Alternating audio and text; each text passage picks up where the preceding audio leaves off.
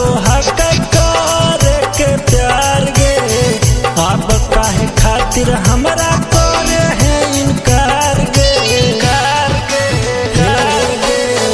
बड़ी मन करो हक करे के प्यार गे। अब काहे खातिर हमरा करे है इनकार। अरे के साथ पढ़ी लिखी भेलिए सयन गया गे।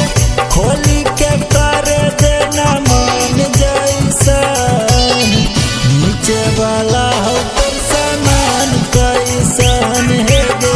नीचे वाला हो तो सामान कैसन। नीचे वाला हो तो सामान कैसन।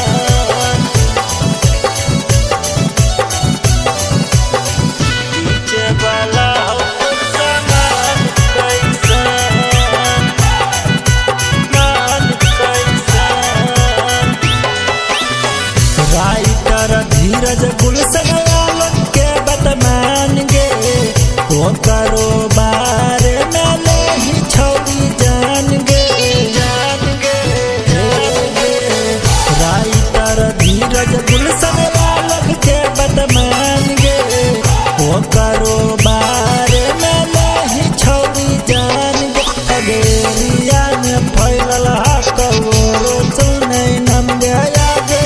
खोली के करे देना मन जैसन। नीचे वाला हो तो सामान कैसन है गे। बीचे वाला